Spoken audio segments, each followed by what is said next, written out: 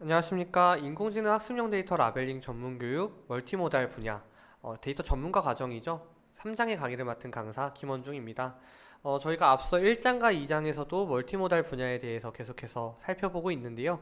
3장의 강의에서는 저희가 프로젝트 탐구를 통해서 실제 실습용 프로젝트에 대한 내용들을 미리 확인하고요. 그 다음에 전반적인 내용들이 어떤 식으로 구성이 되고 또 중요한 포인트들이 어떤 부분들이 있는지를 가이드라인을 기반으로 하나씩 살펴보려고 합니다. 그래서 2장의 강의에서 저희가 사실은 구축 사례를 살펴볼 때 멀티모달 강의에 대한 기본적인 가이드라인, 중요한 포인트들을 좀 같이 보았었는데요. 관련해서 저희가 어떤 식으로 프로젝트 탐구를 준비해 왔고 그 다음에 실습 과정을 진행함에 있어서 어떤 부분들을 참고하셔야 되는지 그러한 내용들을 좀 중점적으로 확인해 주시면 좋을 것 같습니다. 네, 그럼 바로 강의 시작하도록 하겠습니다.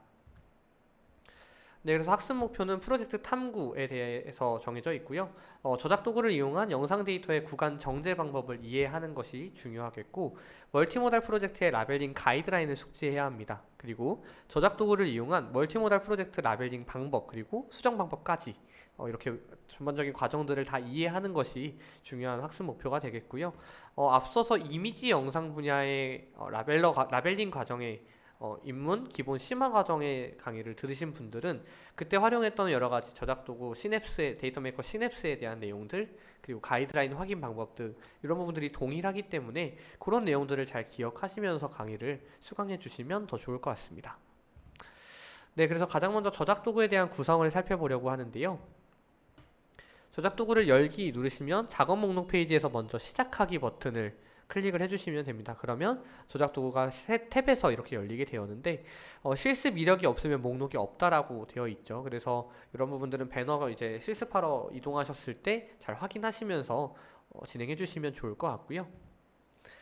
구성을 먼저 알아보면 새 탭에서 열리는 저작 도구, 멀티모달 저작 도구 같은 경우에는 기본적으로 상단 바에 편집 모드, 라벨 정보, 그리고 저장, 보류, 제출 버튼이 들어가 있습니다. 그래서 현재 어떠한 모드로 등록되어 있고 저장, 그리고 보류 버튼을 잘 활용해서 진행을 해주시면 좋을 것 같고요.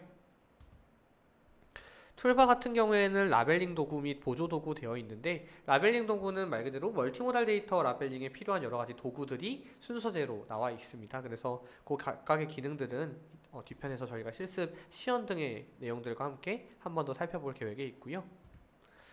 단축키 설정 나와 있는데 저작도구 단축키 확인할 수 있고요. 저작도구의 설정, 세팅을 좀 바꿀 수 있기 때문에 그런 부분들은 여기서 이제 키를 클릭하셔서 활용하실 수가 있습니다. 에디터라고 되어 있죠. 이미지 영상 데이터의 어노테이션이 표시되는 하나의 공간입니다. 그래서 아무래도 영상 멀티모달 데이터이기 때문에 영상이 구성되어 있는 여러 가지 프레임 혹은 영상 자체를 이렇게 플레이할 수 있는 그런 에디터라고 기억해 주시면 좋을 것 같고요. 그래서 말씀드린 것처럼 프레임 바 및 구간, 그 다음에 정제 컨트롤, 그 다음에 음성 파형 그래프나 구간 영역 바, 재생 컨트롤, 그 다음에 프레임 번호 이런 부분들을 확인할 수가 있습니다. 네, 그리고 패널에서는 라벨링 작업을 위한 다양한 컨트롤 창인데 데이터 유형, 프로젝트 전략에 따라 보여주는 패널 및 구조를 다르게 할 수도 있고요. 그래서 이러한 기능들도 뒷단에서 제가 시연을 통해서 한번 자세하게 설명드릴 예정이 있어서 이런 식으로 구성이 되어 있구나 한번 봐주시면 될 것 같습니다.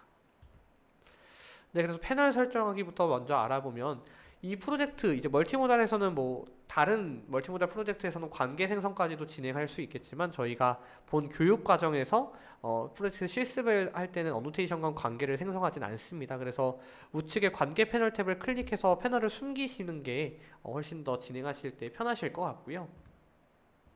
그렇게 되면 객체 바운딩 박스 어노테이션 및 구간 정제 어노테이션 목록이 어노테이션 속성 패널에 표시가 되어 있을 거예요. 그래서 가이드라인 패널 우측에 저 모양을 누르시면 가로 패널로 이동시켜서 전체 패널을 넓게 사용하실 수가 있게 됩니다. 그래서 이 부분은 일단 시연대에서도 하단 가로 패널로 이동해 두는 것이 훨씬 더 쉬우시다는 것을 보여드릴 수 있을 것 같아서 네, 이 내용들을 참고해 주시면 좋을 것 같고요.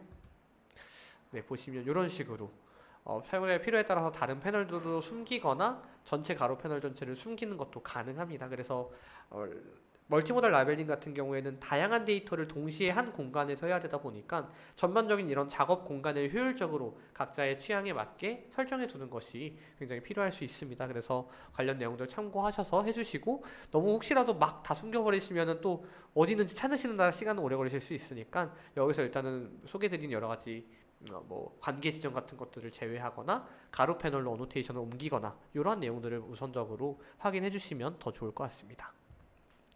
네, 그래서 구간 정제 방법부터 한번 알아볼 텐데요. 보시면 이 내용들은 저희가 어차피 이제 이후에 프로젝트 시연을 통해서, 실습 시연을 통해서 자세하게 소개는 드릴 건데 미리 이미지와 구두 설명으로 좀 먼저 드리려고 합니다. 그래서 보시면서 이게 무슨 말인지 잘 이해가 안 되시면 이따 시연 이런 기능들을 또 한 번 더 보실 수 있으니까요. 잘 집중해서 봐주시면 좋을 것 같습니다. 그래서 프레임버와 구간 정제 컨트롤은 저희가 이미지 영상 분야 심화 과정에 영상 데이터 라벨링 할 때도 한번 활용을 했었는데요. 영상이라는 것이 많은 프레임으로 이루어져 있기 때문에 내가 라벨링할 프레임을 클릭하고 거기에 대해서 구간을 정지할 수 있는 기능입니다. 그래서 보시면 아래쪽에 각 프레임에 대한 번호들이 나와 있고요. 구간 어노테이션을 클릭하시면 시작점, 끝점, 그리고 이 구간에 대한 여러 가지 어노테이션 라벨링을 할 수 있다는 거 보실 수 있습니다. 그래서 음성 파형 및 그래프 및 구간 영역바가 있어서 이 프레임 단위로 어떤 구간들을 정지하고 또 음성 데이터도 이러한 파형을 기반으로 확대 축소하시면서 위치 이동이 가능하시기 때문에 구간 영역이 막대가 어느 정도 설정이 되고 나면 그것을 기반으로 음성 안에서도 이렇게 이동을 하실 수 있다는 게 하나의 중요한 포인트가 되겠고요. 마찬가지로 재생 컨트롤을 통해서 영상을 자유롭게 이동하실 수가 있는데 뭐 처음과 끝으로 이동하는 기능 혹은 10초 전후, 그 다음에 프레임 단위로 한 프레임 전후로 이동하는 것도 가능하고요. 영상이다 보니까 내가 원하는 구간만 보고 싶은데 전체 영상을 그냥 원속도로 다 보고 있기에는 너무 비효율적이다 라고 하시는 경우에는 재생 속도도 조절이 가능합니다. 최대 5배까지 빠르게 볼 수도 있고요. 반대로 느리게 볼 수도 있기 때문에 특정 프레임을 잘 찾거나 구간을 정지함에 있어서 이러한 재생 컨트롤 영역과 프레임 번호들을 활용하실 수가 있겠고, 프레임 번호는 예를 들어서 이 영상이 전체 1403개의 프레임으로 이루어져 있다라고 하면 내가 중간 정도로 빠르게 이동하고 싶으면 저 프레임 번호를 그냥 뭐 한 700 정도로 입력하셔서 이동하시는 것도 가능하다라는 거 기억해 주시고, 재생 진행 표시줄은 저희가 흔히 영상에서 어느 구간으로 이동할 때 사용하는 기능인데 이렇게 다양한 기능을 추가해 둔 이유는 사용자마다 혹은 사용자가 참여하는 라벨링 프로젝트의 특성마다 어떤 방식으로 이동하는 것이 편할지가 다양할 수 있기 때문에 최대한 다양한 이런 재생 이동 기능들이 포함되어 있다라고 이해해 주시면 좋을 것 같습니다. 네, 그리고 영상 재생 및 멈추기인데요. 스페이스키를 사용해서 멈출 수 있고요. 재생 컨트롤 버튼을 사용해서도 멈출 수가 있습니다. 네, 그래서 이런 기본적인 내용들은 관련 내용을 그냥 참고만 해주셔도 충분할 것 같고요.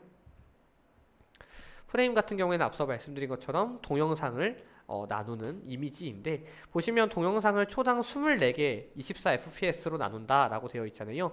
근데 이것은 영상마다 다를 수도 있고요. 프로젝트마다 다를 수 있습니다. 예를 들어서 이 영상이 초고화질 뭐 해가지고 60fps, 80fps 이 말은 1초에 80장, 뭐 1초에 60장 이런 뜻으로, 그러니까 한 영상이 얼마나 많은 이미지로 구성되어 있냐라는 의미이기도 하거든요. 그래서 예를 들어서 동영상이 기본적으로 초당 24fps라는 것은 1초에 24개의 이미지로 구성되어 있다는 뜻이기 때문에 이것을 프레임이라고 하고요.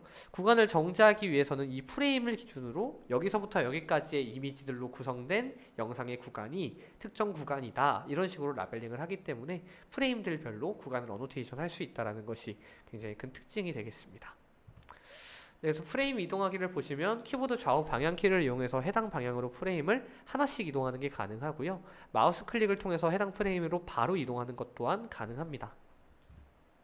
그리고 마우스 휠을 활용해서 앞뒤 빠르게 이동하는 것도 가능하고요. 중요한 것은 프레임 영역기에 마우스가 가 있을 때 휠을 활용해서 앞뒤로 빠르게 이동할 수가 있겠습니다.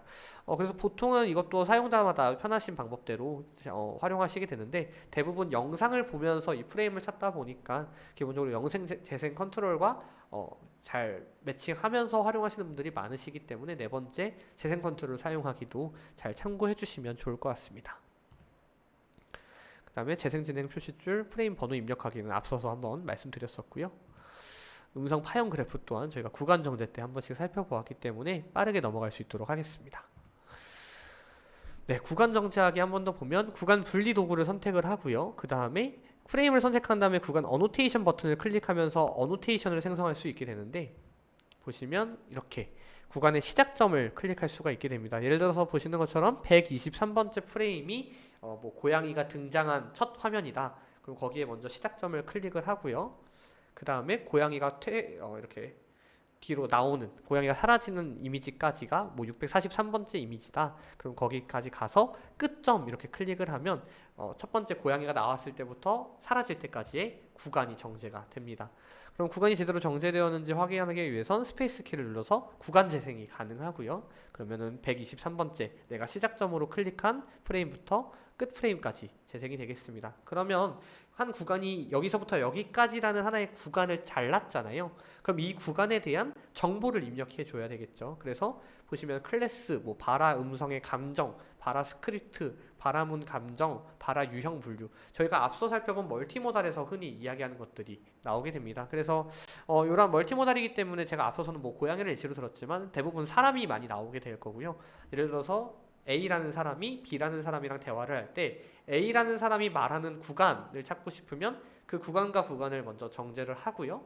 클래스는 A라는 사람의 바라하는 구간이고, 바라 음성의 감정은 뭐 화남, 그 다음에 스크립트는 너 왜 이렇게 했어? 라는 스크립트, 뭐 바라문의 감정, 바라 유형 분류 이런 식으로도 할 수가 있겠는데, 중요한 것은 보시면 바라 음성 감정과 바라문 감정이 구분되어 있죠. 이게 이제 앞서서 저희가 2장의 강의에서 계속 말씀드렸던 것처럼 음성은 이런 감정으로 들리는데 바라 스크립트라만 봤을 때는 이런 감정으로 봐야 될 수도 있겠다. 이러한 부분들이 좀 구분돼서 진행돼야 될 수 있다는 점입니다. 그래서 이러한 것들이 구간 정제하기에 클래스 및 정보 입력하는 기능에서 반영되어 있는 거 보실 수가 있습니다.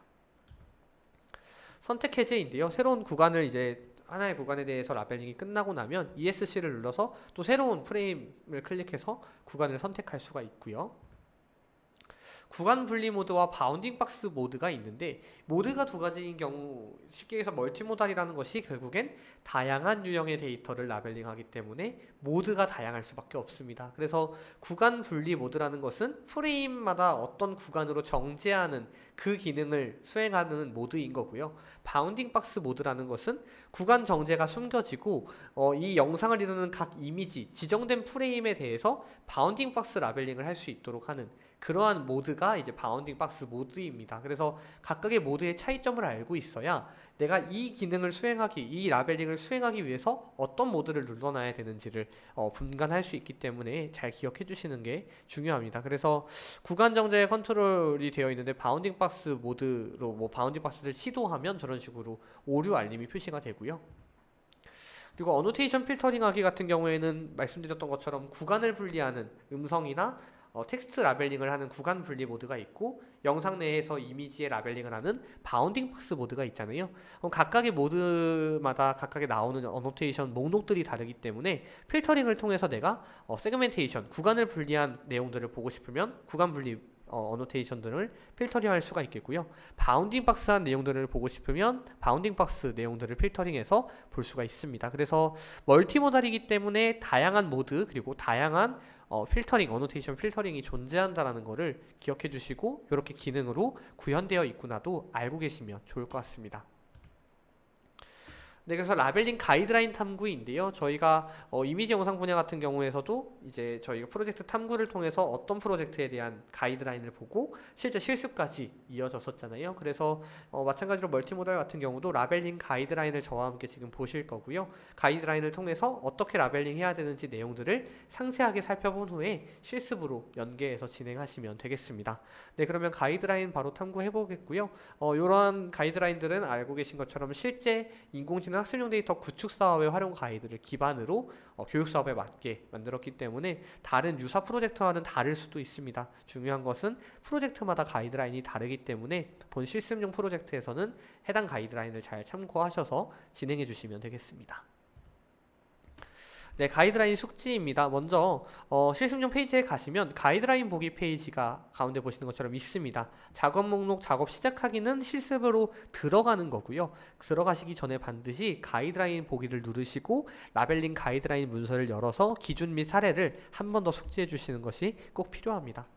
해당 가이드라인을 본 강의에서 동일하게 저희가 학습을 할 것이기 때문에 강의를 잘 들어주시는 것도 잘 부탁드리겠습니다. 네, 그래서 라벨링 순서로부터 이제 가이드라인이 시작이 될 텐데요. 기본적으로 이 프로젝트에서 저희가 해야 되는 각각의 과업의 순서는 1차적으로 객체를 라벨링 해야 되고요. 그 다음에 구간을 정제해야 하고요. 3번에 정보를 입력하고 4번에 작업을 제출하는 요 순서대로 이루어지게 됩니다. 그래서 각각의 과정에 대한 내용들을 상세하게 살펴볼 텐데요. 먼저 라벨링 순서 첫 번째 객체 라벨링입니다. 객체 라벨링은 저희가 앞서 말씀드린 것처럼 바운딩 박스로 진행을 할 건데요. 바운딩 박스 도구 그리고 바운딩 박스 라벨링 모드를 먼저 선택을 해야 되겠죠. 그런 다음에 바운딩 박스는 객체를 두고 좌측 상단과 우측 하단을 클릭하면 박스가 생성이 되죠. 그리고 생성된 박스가 객체의 가장자리 모서리에 잘 맞게끔 잘 해주어야 되고요. 뭐 반대 방향 모서리를 클릭해도 상관은 없습니다. 그런데 중요한 것은 영상 데이터이기 때문에 일반 이미지 데이터 바운딩 박스 때처럼 캔버스의 이미지가 딱 나오는 느낌이 아니라 영상 안에서 지정된 프레임, 쉽게 얘기해서 아까 말씀드린 것처럼 이 영상은 뭐 1400개의 프레임으로 이루어져 있다라고 했을 때 모든 프레임의 바운딩 박스를 다 할 필요는 없고요. 초당 1프레임이라고 해서 첫 번째 프레임, 그 다음에 24fps면 그 다음은 25번째 프레임이 2초대에 나오는 프레임이 되겠죠. 이해되시나요? 다시 1초당 24개의 프레임으로 구성이 되어 있다면 첫 번째부터 24번째까지의 프레임은 1초 동안 재생된 거잖아요. 근데 요거는 너무 짧은 시간이기 때문에 사실상 움직임이 그렇게 많지 않을 거거든요. 그래서 1번 프레임을 라벨링하면 1초가 지난 그 다음 이미지에 라벨링을 하는 것이 기본적입니다. 그렇기 때문에 1번 지정 프레임은 1번이 있겠고 24fps이기 때문에 초당 24개의 이미지는 첫 번째 이미지와 유사할 거기 때문에 25번째 이미지로 넘어가는 거거든요. 이 개념을 잘 이해해 주시는 것이 이 지정 프레임에선 중요합니다. 그래서 시연 때도 제가 한 번 더 말씀을 드릴 텐데 중요한 것은 결국엔 영상 내의 모든 프레임의 바운딩 박스를 다 하는 게 아니라 1초에 하나씩만 할 거기 때문에 첫 번째 이미지, 그 다음에 25번째 이미지 이런 식으로 각 초당 하나의 이미지 지정된 프레임에만 라벨링을 진행하시게 됩니다. 그래서 요 내용 기억해 주시고 이따 시연 때 제가 한 번 더 말씀드릴게요. 네, 그래서 객체 라벨링을 할 때는 앞서 말씀드린 것처럼 바운딩 박스를 만들고요. 그 다음에 5번에 클래스 및 성별, 예를 들어서 이 사람이 사람인지, 성별은 남성이고 연령대는 뭐 30대다 이런 식으로 라벨링을 해주시고요. 인물의 주요 감정은 모든 프레임 라벨링을 완료한 후에 선택하는 것이 좋습니다. 왜냐하면 한 프레임이 결국 1초에 하나인데 초당 사람의 감정이 막 바뀌진 않을 거잖아요. 그렇기 때문에 예를 들어서 한 영상에 대한 라벨링을 다 하고 그 다음에 이제 모든 객체 프레임별 주요 감정을 라벨링 해주시는 게 중요하겠습니다. 그래서 모든 객체를 라벨링하고 사람과 사물까지도 라벨링 해야 된다는 게 굉장히 중요한 포인트가 되겠고요. 그래서 객체 라벨링 내용 확인해 주시면 좋을 것 같고, 그 다음에 오른쪽 화살표 키로 다음 지정 프레임으로 이동한다. 이게 이제 앞서 말씀드린 것처럼 1번 프레임이 있어서 라벨링이 다 끝나면 오른쪽 화살표 키를 누르면 자동으로 25번 프레임으로 넘어가질 거예요. 왜냐하면 지정된 프레임들은 초당 하나씩으로 정해져 있기 때문에 프레임을 이동하고요. 중요한 건 여기서 제가 말씀드린 것처럼 초당 한 장의 이미지라고 하더라도 1초, 2초, 3초마다 사람이 짝짝짝 바뀌진 않을 거잖아요. 사람이 보시는 것처럼 이렇게 앉아있고 10초가 지나면 앉아있는 상태로 사실 10초가 지나가기 때문에 이미 앞서서 했던 라벨링과 유사한 위치의 객체들이 존재할 수밖에 없거든요. 그렇기 때문에 보시는 것처럼 이전 프레임에서 어노테이션 복제라는 기능이 있습니다. 그러면 내가 첫 번째 1초의 이미지에서 라벨링한 것들을 그대로 복사해서 붙여넣고요. 그렇기 때문에 2초 때에도 이 사람이 거의 변화가 없어서 정말 아주 조금의 수정만 해줘도 문제없이 라벨링을 끝낼 수가 있습니다. 이 부분이 굉장히 중요한 것이 전에는 이러한 기능이 없을 때 사람이 거의 움직임이 없어도 매 초당 이미지마다 라벨링을 새로 해야 되는데 라벨링을 복제할 수 있는 기능이 있기 때문에 그 다음 움직임이 별로 없네 그냥 복제 또 복제 이런 식으로 계속해서 복제해 나갈 수 있다는 게 굉장히 좋은 기능이 되겠습니다. 그래서 이 개념도 시연 때 집중해서 봐주시면 훨씬 더 수월하게 실습을 진행하실 수가 있겠습니다. 그래서 모든 객체에 대한 확인 및 바운딩 박스 수정이 완료된 다음에 최종적으로 전반적인 각 객체에 대한 클래스 그리고 감정도 다시 한번 확인을 해주시면 좋을 것 같습니다. 네, 그래서 바운딩 박스를 저런 식으로 수정을 해야 되는 경우에는 더블 클릭하거나 패널에서 해당 어노테이션을 클릭한 다음에 조정점을 드래그해서 크기를 수정해 주시면 되겠고요. 네, 라벨링 순서 그 다음은 구간 정제입니다. 앞서서 바운딩 박스가 모두 끝나면 바라 음성에 따라 바라 구간을 정제해 주어야 합니다. 보시는 것처럼 음성 파형 밑에 저렇게 구간 모형이 나와 있는데요. 보시면 특정 구간이 이제 어느 정도 분리가 되었을 때 클래스, 구간 분리고 바라 음성에 대한 감정, 그 다음에 바라 스크립트는 어떤 스크립트였는지, 그 다음에 바라문의 감정이 보시면 분노, 불쾌, 짜증은 동일하죠. 왜냐하면 음성도 짜증나였고 바라 스크립트도 짜증나였기 때문에 그렇고요. 바라 유형 분류는 진술, 주장, 자기 대화에 속한다. 이런 식으로 라벨링 되어 있는 거 보실 수 있습니다. 이런 식으로 구간을 정지하고 그 구간에 대한 정보를 입력하는 것인데요. 모든 것이 끝나면 작업을 제출해 주시면 되겠습니다. 그래서 모든 객체, 사람과 사물, 그리고 바라 구간을 라벨링 다 했는지 확인한 다음에 제출해 주시면 되고요. 아무래도 대화가 많으면 찾아야 되는 객체들 뿐만 아니라 바라 구간이 많아지기 때문에 하나의 라벨링을 완료하는데도 시간이 꽤나 소요될 수 있습니다. 그래서 관련된 내용들 그리고 이후 진행되는 시연의 어떤 내용들도 잘 확인해 주시는 것이 실습을 원활하게 진행하시기 위해선 필요할 것 같습니다. 네, 그리고 클래스 정의 한번 보면 바운딩 박스 대상이 되는 건 기본적으로 사람이 있죠. 사람의 성별, 남성인지 여성인지, 연령대는 나이를 사람의 모습만 보고 이 사람은 35살이야, 24살이야 알 수는 없기 때문에 주관적인 판단하에 청소년, 20대, 30대, 40대, 50대, 60대 그리고 판별 불가도 있을 수는 있겠죠. 그런데 대부분 판별이 가능할 거기 때문에 요 연령대를 잘 참고해 주시고요. 인물 주요 감정 같은 경우에는 행복, 기쁨, 그 다음에 공포, 걱정, 슬픔, 그 다음 분노, 불쾌, 짜증은 하나로 묶여 있고요. 놀람 따로 있고 기타 되어 있습니다. 그래서 행복과 기쁨, 그 다음에 분노, 불쾌, 짜증과 같이 좀 너무 유사해서 구분이 어려운 경우는 저희가 교육사업이고 실습을 위해서는 그냥 묶어서 진행을 하고 있기 때문에 참고해 주시면 될 것 같고요. 영상 전체를 듣고 본 다음에 발화자의 주요 감정을 선택해야 합니다. 이 사람이 어떠한 모습이고 어떠한 건지 부분적인 것만 보고서 판단하는 것이 아니라 전반적인 것들을 다 고려해 주시는 게 중요하고요. 영상, 음성 정보를 종합적으로 고려하되 텍스트, 음성, 영상의 표정 이런 부분들을 부분적으로 분리해서 또 확인해야 되는 것도 기억해 주시면 좋을 것 같습니다. 사물 같은 경우에는 책상, 의자, 행거 이러한 것들이 사물에는 속한다라는 것도 확인해 주시면 좋을 것 같고요. 영상 구간 정제, 구간 분리 같은 경우에는 바라 음성에 대한 감정, 바라 스크립트, 그 다음에 바라 문의 감정, 그 다음에 바라 유형 분류 이런 식으로 나눠져 있는데 앞서 말씀드린 것처럼 바라 음성 감정은 동일한 감정 분류인데 바라 음성의 빠르기, 높낮이든 음성 자체에서 느껴지는 감정을 기입하는 것입니다. 표정이나 바라 스크립트 정보를 고려하지 않고요. 마찬가지로 바라문은 바라 스크립트, 텍스트를 보고서 이제 감정을 분류하는데 바라문에서 느껴지는 감정입니다. 그래서 저희가 2장에서 살펴본 것처럼 아이고 이를 어쩐다 이거를 아이고 이를 어쩐다 하고 굉장히 우울하게 이야기할 수도 있고 너무 기뻐서 아이고 이거 어떡하냐 이런 식으로 이야기할 수도 있잖아요. 그런 식으로 음성에서 느껴지는 것과 바라 스크립트 자체에서 느껴지는 것을 분리해서 그 데이터만 보고 고려를 해야 된다는 것이 한 가지 중요한 특징이 되겠고요. 바라 유형 분류 같은 경우에는 진술, 주장, 자기 대화인지 혹은 질문, 그리고 질문에 대한 답변이나 응대인지, 요청 혹은 명령인지 이런 식으로 이 바라의 유형을 분류하는 것도 동일하게 진행을 해주셔야 합니다. 그래서 이런 클래스들이 있다는 거 기억을 해주시고요.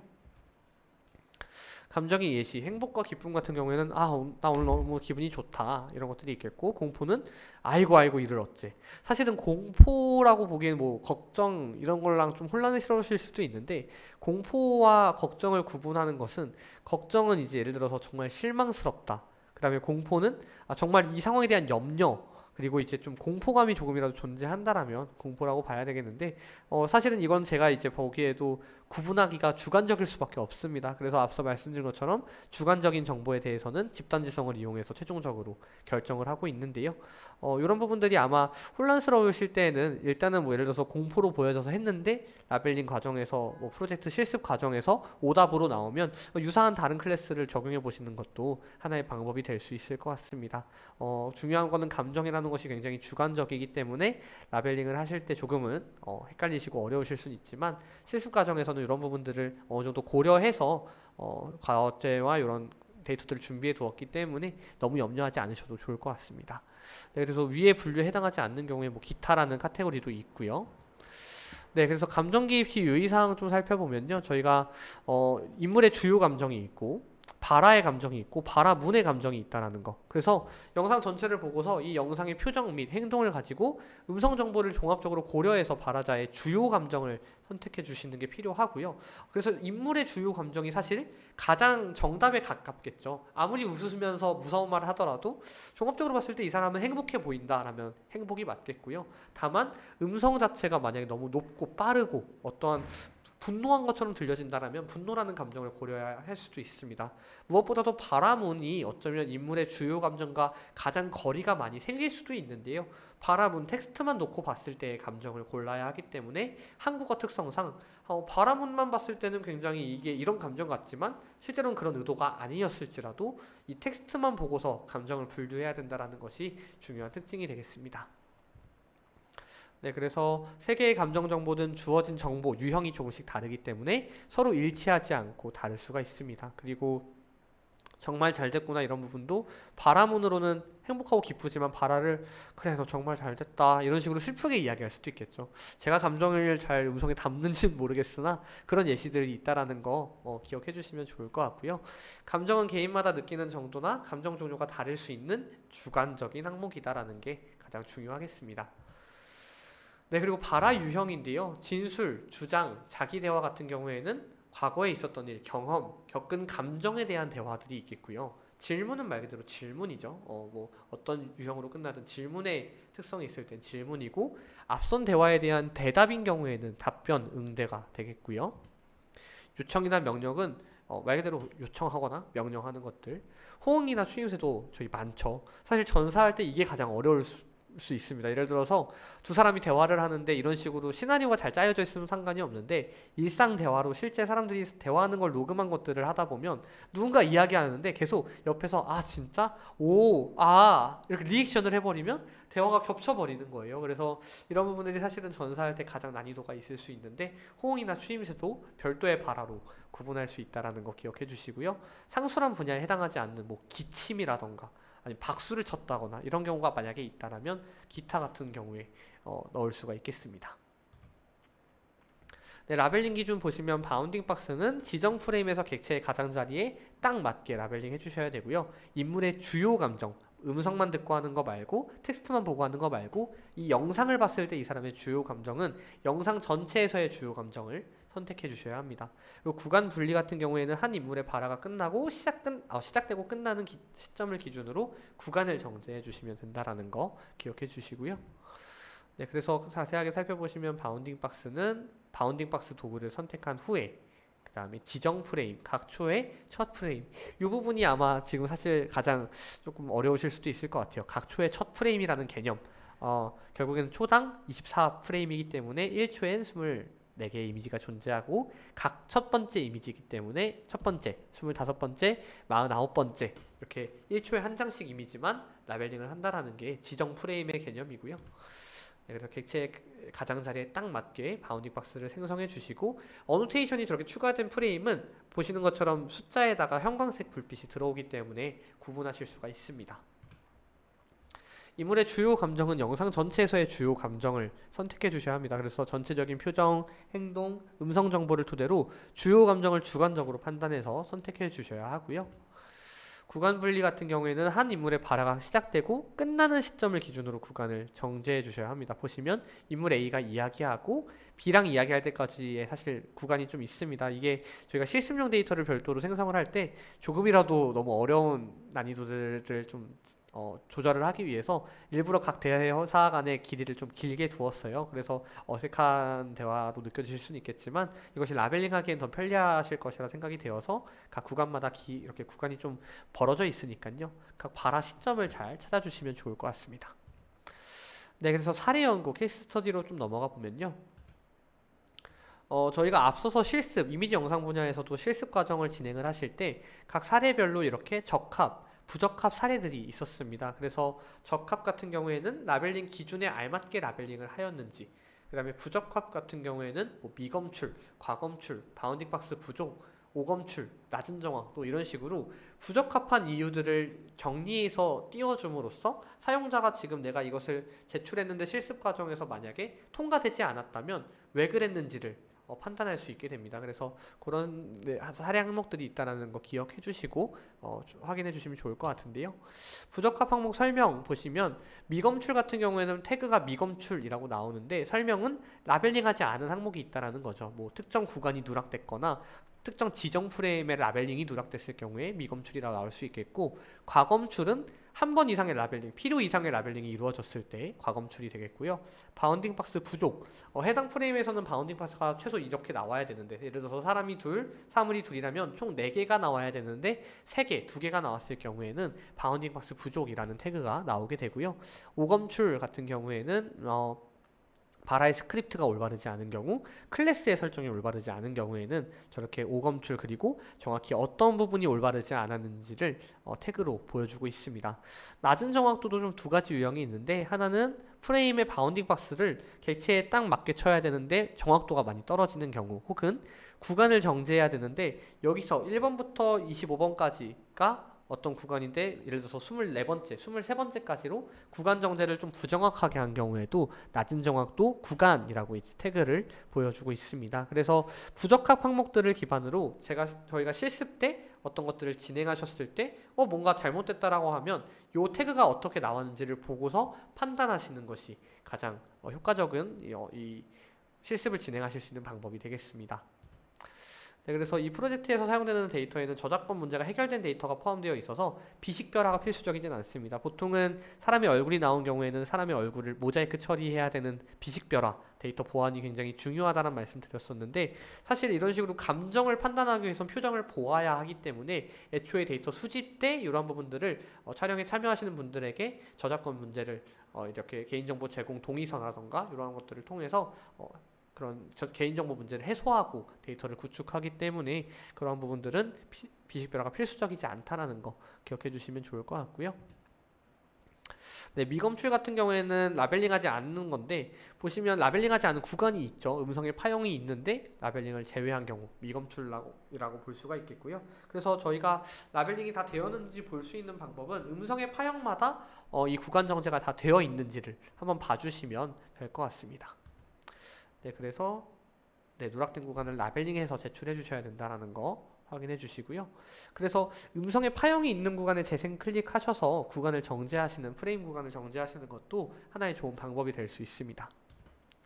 그리고 과검출 같은 경우에는 바라 스크립트가 올바르지 않고 또 오검출 텍스트도 있죠. 이런 경우에는 한 바라자가 바라를 2개의 구간으로 나누어 라벨링해서 바라 스크립트의 유사도가 떨어진 것입니다.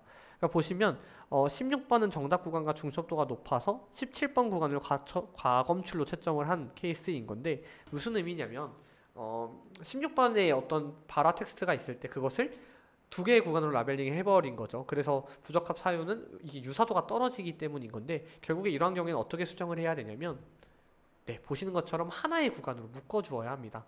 그렇기 때문에 과검출이라는 거는 구간이 하나만 나와야 되는데 2개가 나왔기 때문에 과검출이 나온 거고요. 오검출은 이 16번이 정답은 정답인데 뒷단에 텍스트를 라벨링하지 않은 게 있기 때문에 오검출로 나온 거거든요. 그래서 이러한 경우에는 보시는 것처럼 과검출 구간 하나를 삭제하고 전체 하나의 구간으로, 그래서 구간 및 바라 스크립트를 수정을 한 번 더 한 다음에 제출해 주시는 것이 중요합니다. 그래서 이러한 사례 연구들을 통해서 발생할 수 있는 오류들을 미리 확인해 두시면 나중에 이러한 실제 오류가 발생했을 때 어떻게 수정해야 되는지를 여기서 보시고서 참고해 주시면 좋을 것 같습니다.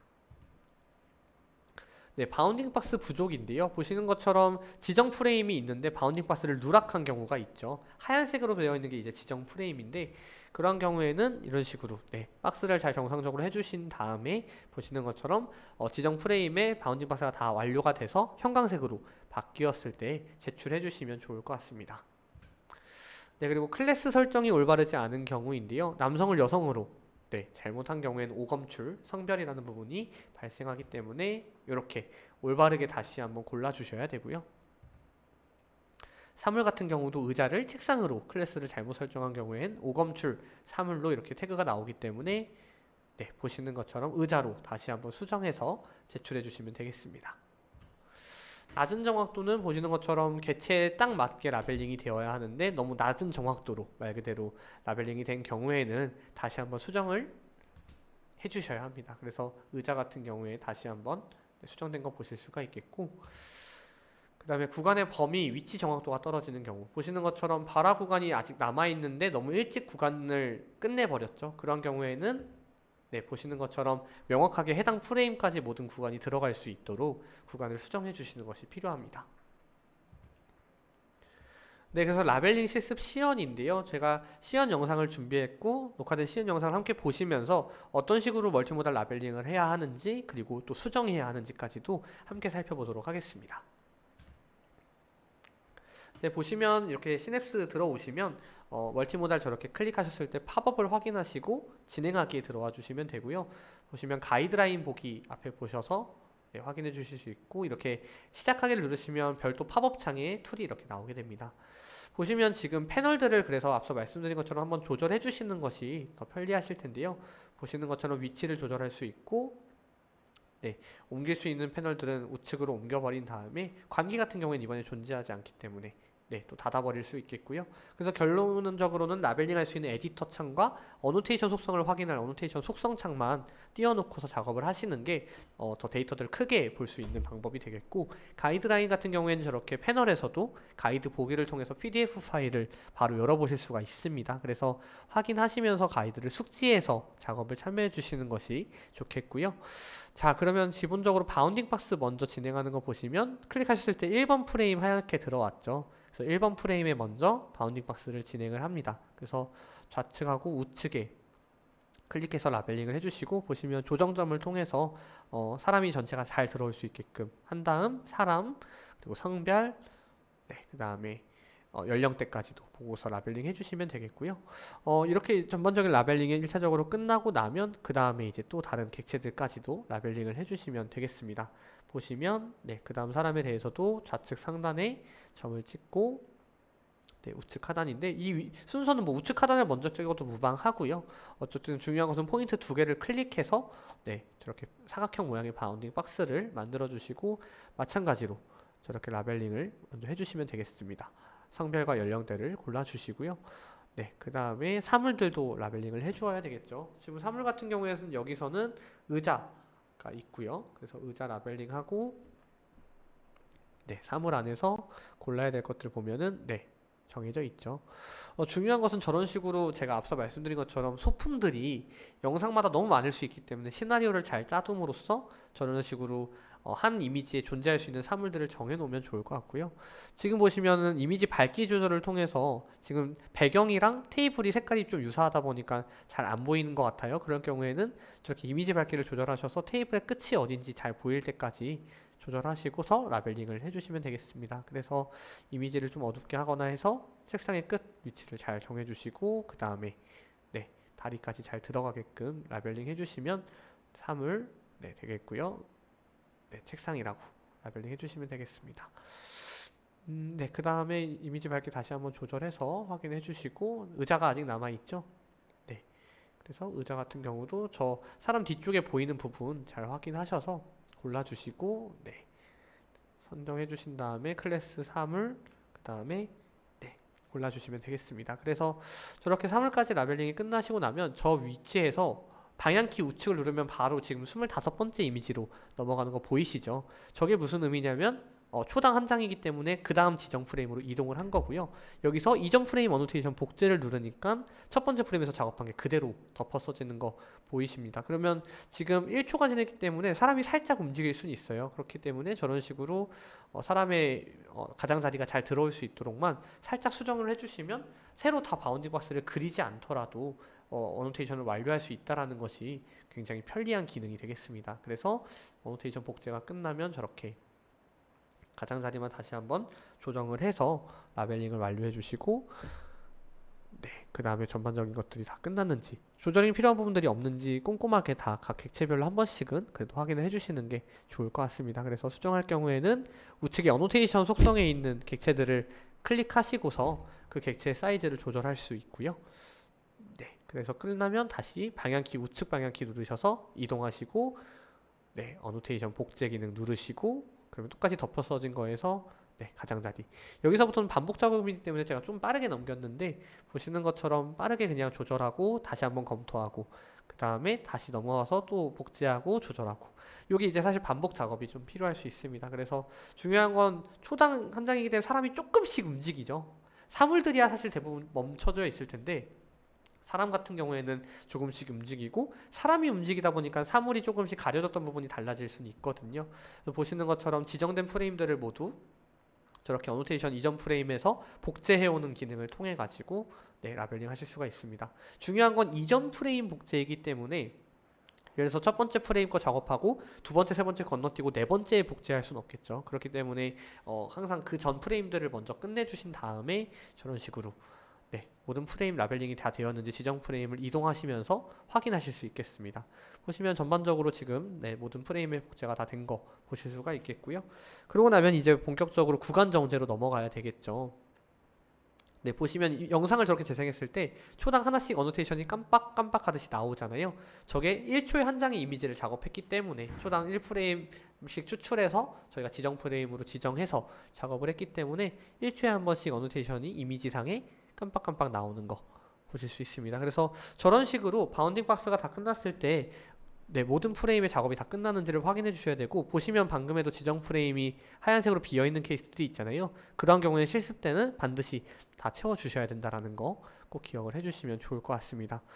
네, 그래서 전반적으로 이렇게 영상들을 확인할 수가 있겠고 지금 저런 식으로 전체 프레임이 예를 들어서 뭐 1400개다 하면은 전체 모든 프레임이 작업이 다 되었는지 최종적으로 한 번 더 확인을 해 주셔야 되고 만약에 누락된 게 있더라도 제출을 눌렀을 때 저희가 자동 채점 기능을 기반으로 누락된 것들 미검출이라고 나올 거잖아요. 그런 경우에 확인해서 또 다시 한번 점검해 주시면 되겠습니다. 그래서 우선은 지금 이제 바운딩 박스 어떻게 진행됐는지 한 번 더 볼 수 있겠고 지금 인물의 주요 감정 마지막에 한 번에 고르시는 거 보이시나요? 그러니까 영상을 한번 다 보고 나서 각 프레임만 놓고서 고르는 게 아니라 주요 감정, 각 객체에 대한 주요 감정은 영상을 실제로 시청한 다음에 아 이건 무슨 감정이구나로 최종 다시 한번 골라주는 거죠. 그래서 분노, 불쾌, 짜증 네 이런 식으로 그 사람에 대한 것들을 골라주었습니다. 네, 그리고 구간 정제 넘어간 거 보시면 저런 식으로 네, 보시면 아래쪽에 음성 파형을 기준으로 구간 정제하는 거 보이시죠? 프레임 클릭하는 거. 저게 사실은 가장 빠른 방법일 것 같긴 해요. 왜냐하면 영상을 다 일일이 보는 것보다 저런 식으로 파형이 끝날 때쯤 가서 실제 어디까지 끝나는지 프레임 시작점과 끝점을 클릭해 주시고 그 다음에 바라 스크립트 입력한 다음에 바라문에 대한 감정까지도 이렇게 입력할 수가 있습니다. 그래서 그 다음에 다시 빨간색 막대를 기준으로 그러면은 그 다음 구간을 다시 파형이 있는 구간을 찾았죠. 그러면 그 해당 구간으로 다시 한번 지정을 해야 될 텐데 영상을 계속해서 보는 이유는 A라는 사람이 대화한 거 말고 B라는 사람이 대화한 거가 어디까지인지를 봐야 하기 때문입니다. 그래서 첫 번째 이제 그 다음 사람이 구간 어노테이션 시작점 클릭하고요. 그래서 어디까지 바라 있는지 기억했다가 클릭하고 끝점 클릭하면 저렇게 색깔이 칠해지듯이 프레임에 표현이 되고 확대해가지고 다시 한번 정확히 어디까지라고 보는 게 맞을지를 한 번 더 봐주시는 게 더 좋을 것 같습니다. 그래서 저런 식으로 하나 정도 더 조절을 해서 시작점과 끝점을 잘 맞춰준 다음에 전반적으로 이제 스페이스바를 클릭해서 내가 정지한 구간이 실제로 저 검정색 슬랙스 입으신 분의 바라 구간이 맞으면 네, 근데 구간 분리, 음성에 대한 내용, 그 다음에 바라 스크립트를 받아서 적어주고 그 다음에 명확하게 이게 어떠한 감정에 속한다라고 보이는지 본 다음에 다시 라벨링 해주시고 전사를 할 땐 저렇게 영상을 다시 한번 듣고 정확하게 어떤 워딩이었는지를 받아 적어주시는 것이 중요합니다. 네, 그 다음에 적은 다음에는 실제로 감정이 어땠는지 텍스트만 보고 판단해서 넣어주시고 네, 저렇게 라벨링을 구간 정제를 완료해 주시면 또 하나의 구간이 라벨링이 완료된 거라고 보시면 되겠습니다.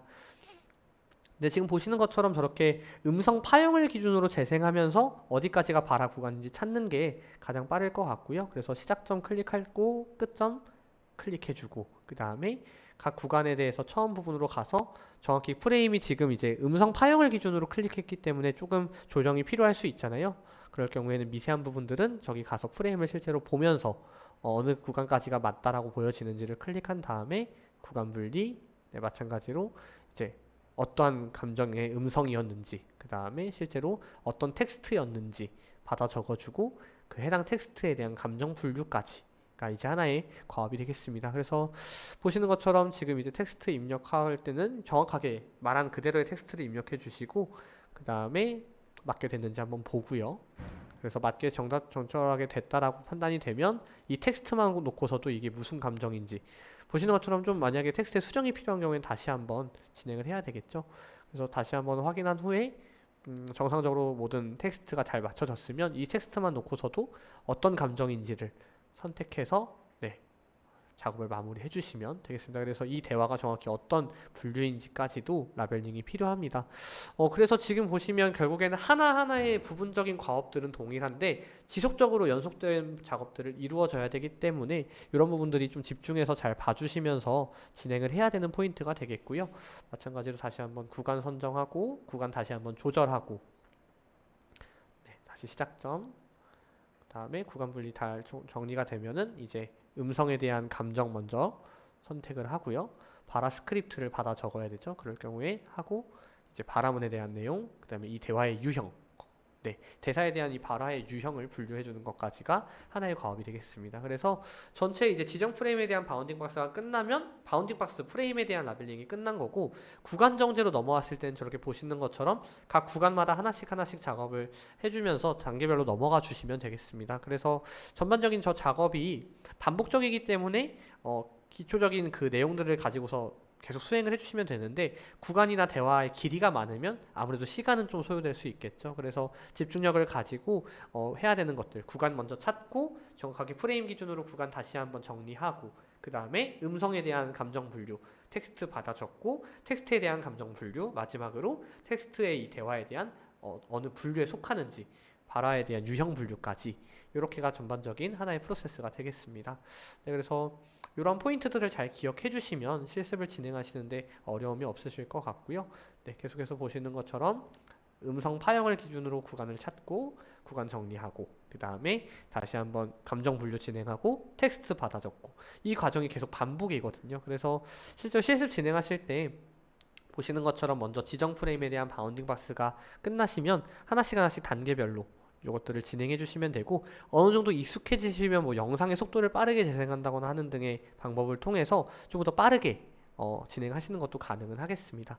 네, 그래서 시연은 한번 이 정도까지만 보고요. 네, 저희가 네, 요약해서 한 내용 보기 전에 잠시만요. 수정하는 것도 한번 볼게요. 수정 같은 경우에는 지금 보시면 이 하나의 작업이 모두 끝났을 때를 의미하는데 하나의 작업이 모두 끝났을 때 보시면 이제 제출을 눌렀을 때 오류에 대한 자동 채점에 대한 결과가 나오게 됩니다. 그래서 그 결과를 보고서 어떠한 내가 문제들이 있는지를 저렇게 보실 수가 있어요. 보시면 오류 투성이로 나올 수도 있겠죠. 뭐 바운딩 박스가 부족하다. 보시면 하나하나의 태그들이 나와 있죠. 오검출 이런 식으로 나와 있는데 저 태그들을 보면서 하나씩 클릭해서 내가 어떤 부분에 지금 문제가 있다라고 받았는지를 보시면서 다시 수정하시면 괜찮습니다. 크게 어렵지 않고요. 보시면 저기 지금 제일 먼저 네. 바운딩 박스에 대해서 조금 이제 얘기가 나와 있죠. 바운딩 박스 자체 숫자가 부족하다. 보시면 들어가서 다시 한번 확인해 봤을 때 네, 성별이 잘못되어 있기 때문에 저렇게 나와 있죠. 그래서 다시 한번 수정을 하고 그리고 또 그 다음 것도 다시 이제 저 어노테이션 속성에서 클릭을 해서 정확히 어떤 부분에 차이가 있는지 사물 같은 경우도 내가 잘못했을 때는 네 저렇게 나오게 되고요. 그 다음에 낮은 정확도 바운딩 박스 얘기도 있죠. 저런 경우에도 마찬가지로 해당 어노테이션 속성 다시 한번 클릭하는데 저기 이제 어느 위치에 그랬는지가 다 나오기 때문에 찾아서 네, 확인을 해주시면 좋을 것 같습니다. 그래서 사람의 손가락이 빠져 있는 경우에는 저런 식으로 다시 한번 수정을 해주는 작업이 반드시 필요하고요. 그래서 전반적인 수정을 다시 한번 저 태그들을 보면서 끝내주시면 되는데 과검출 같은 경우에도 지금 나와 있어서 보니까 네, 한 사람이 대화한 건데 이거를 그렇죠. 지금 더 두 개지로 나눠 있죠. 두 가지로 이제 지금 더 구분이 되어져 버리는 건데 저런 경우에는 구간을 하나의 바라 구간으로 봐야 하기 때문에 조금 문제가 있어 보입니다. 그래서 저런 경우에도 보시면 다시 한번 수정을 하는 것까지 한번 같이 볼게요. 네, 과검출에 대해서 계속해서 확인하고 있고 어느 부분이 과검출되었는지를 지금 찾고 있습니다. 그래서 보시는 것처럼 내가 어느 대화의 구간을 제대로 정지하지 않았다라고 한다면 저 해당 구간을 수정을 해줘야 되는데 보시면 하나를 삭제했죠. 전체 구간으로 해야 되는데 구간을 나눠버렸기 때문에 하나의 구간을 먼저 삭제를 하고요. 이전에 있던 구간의 시작점을 결국에는 다시 길게 늘려서 거기에 따라 이제 텍스트나 이런 부분들도 맞게 수정을 해주는 작업으로 수정하고 있는 것을 보실 수 있습니다. 다시 한번 설명드리면 과검출이라는 것은 필요 이상으로 많이 나왔다는 건데 하나의 구간으로 해야 될 걸 두 개의 구간으로 했기 때문에 과검출이 되는 경우가 많은 거거든요. 그렇기 때문에 그러면 둘 중에 하나를 지우고 하나의 구간으로 만들어줘야 한다라는 게 중요한 특징이 되겠습니다. 네, 그래서 저렇게 보시는 것처럼 여기 있는 태그들을 기반으로 라벨링을 수정해주는 작업, 이것이 가장 중요한 포인트가 되겠고요. 보시는 것처럼 어떤 이제 수정 태그인지에 따라서 수정해야 되는 방향성이 달라지기 때문에 이런 것들을 잘 참고해서 수정을 해주시면 좋을 것 같습니다. 네, 그래서 저런 식으로 미검출된 것들도 있는 경우에는 다시 추가적인 작업이 필요한다라는 것도 봐주시면 좋을 것 같습니다. 그래서 전반적인 수정 작업에 대한 내용도 이 정도로 한번 보고요. 전반적인 시연을 진행하실 때 이 내용들을 잘 참고하셔서 진행을 해주시면 더 좋을 것 같습니다.